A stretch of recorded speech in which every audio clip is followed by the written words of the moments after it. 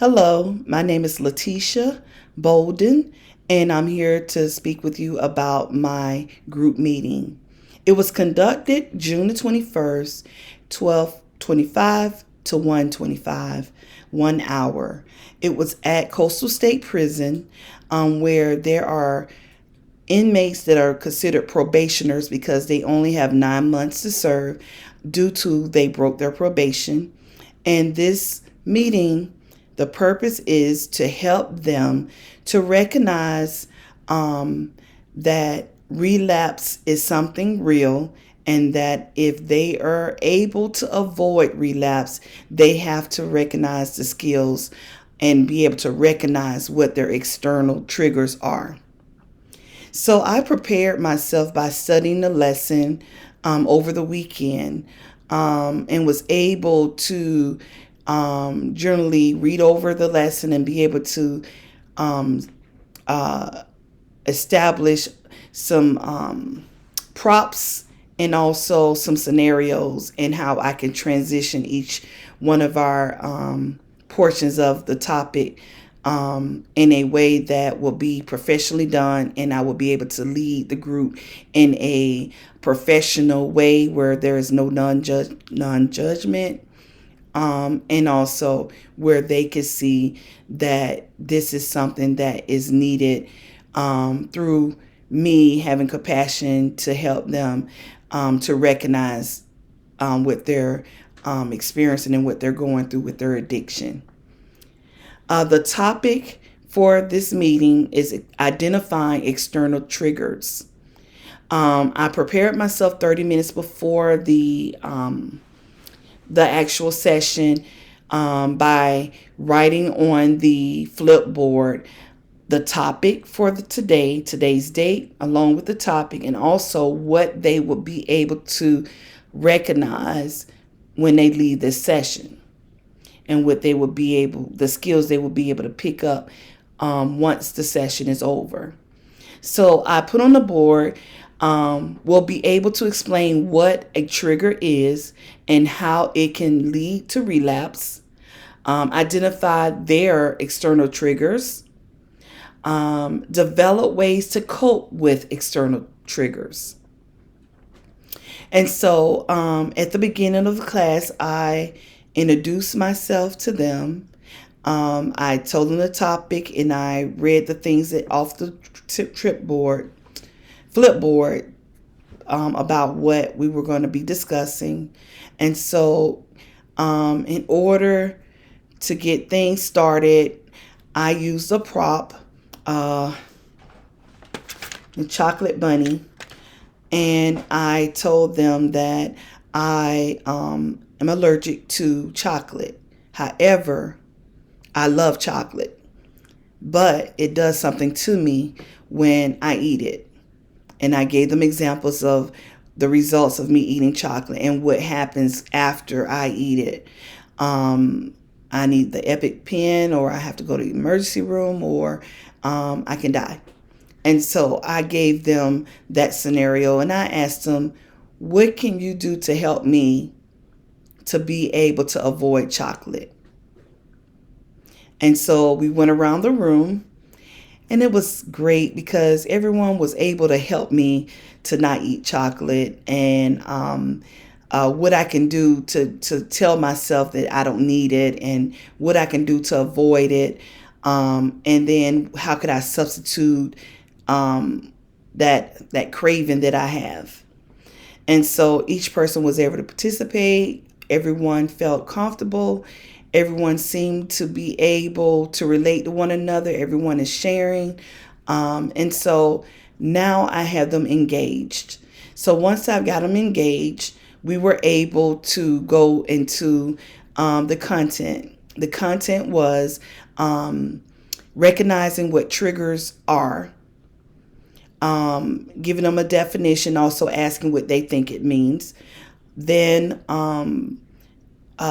identifying what their triggers are that causes them to want to use drugs and alcohol. And overall, we recognize that they understand that people, places, things, and situations can be a trigger. And so with that being said,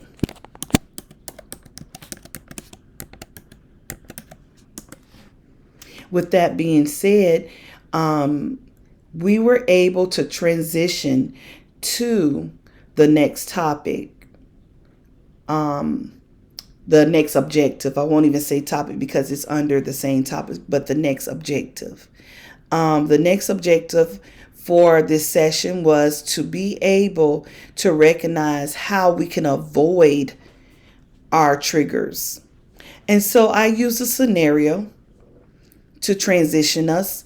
It was a scenario where the inmate that is a probationer has gone home. They've gone home, and now he has to face his friend over here that he normally parties with, he gets high with all the time. And so he recognizes this person is a trigger. So we use this scenario to get everyone involved. And so each participant was able to give the inmate a suggestion of how he can avoid, how he's able to, when it's right there at your door, what do you say and what do you do and how do you handle the situation? And so everyone was able to suggest what they would do if they were in his shoes. However, we did the scenario twice. And so we were able to allow everyone to get engaged, and we used the scenario of going to the wrong place, someone trying to convince them to use drugs or alcohol. So there's things that you could do to avoid to getting in that place.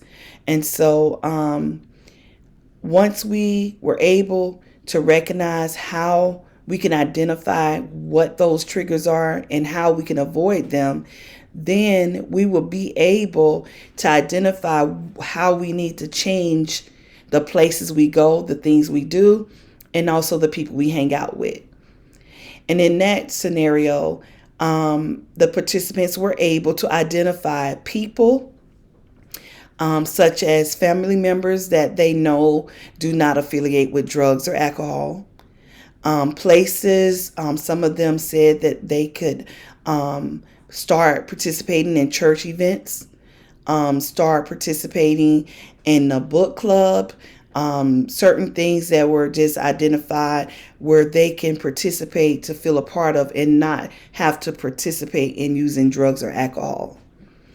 Also, the participants were able to recognize that if you can avoid these things, it would be much easier for you to stay on track. And what happens when those triggers have become so strong that you're not able to avoid, what happens and what does relapse look like? And so within the time frame of the group session, about 15 to 20 minutes in that part of the session, we were able to identify how to avoid and who would be someone that we can be around and that they're not a trigger. And so the last 5 minutes of the group, we were able to go around the U shape and allow each inmate to respond to the question that I gave them. The question was, what have you learned in today's session about your triggers and how can you avoid them? And what are some ways that you can cope with your external trigger? Each person responded. I was very happy to hear that they were able to give me feedback on what they had learned on today. And I just was very grateful that the session was taken in very well, and they were able to recognize their own triggers, and they were able to recognize their own weaknesses and how there are people out there and things that they can do that can help them to avoid going back to the places that would take them back and to cause them to relapse.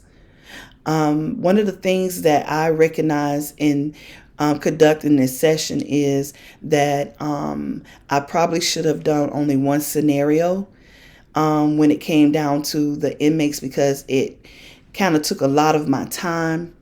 And so I felt like I was kind of rushing the end part of the middle part of my session due to I was running out of time. So if I would have conducted myself with one scenario and allowed just that one demonstration to be a good transition into being able to recognize and how you could cope with external triggers, would have been great. Overall, I feel good about my group. I felt that it was very beneficial to the guys, and I could see where they really was getting enough feedback, and also a skill that they have developed to be able to recognize what their external triggers are, so that when they have to face them, they would know how to avoid them and how to be able to keep moving forward and not relapse, and also be aware that it can happen. These things are very important. And so overall, I really think that I had a really good group. It was I was very comfortable with the group to the point where I was not keeping up with the time as much as I probably could have done better. However, I feel that the group overall went well. I'm very happy. I feel good about what I did with the group, because I do see where the guys learned something, and that was very heart feeling for me. I feel that everyone deserves a second chance. When a person has addictions, sometimes addictions are so strong where it controls your daily living. And if I can just help these guys to recognize that there are things that they can do to help with their avoidance of triggers, and to be able to see that they can live a better life without using drugs and alcohol. So I'm grateful, and I feel that I'm blessed because I was able to bless someone else with a group session that was beneficial, that would help them to at least change their mindset, and knowing and being aware of what they're being exposed to and what they can conquer. So I thank you, and you have a great day.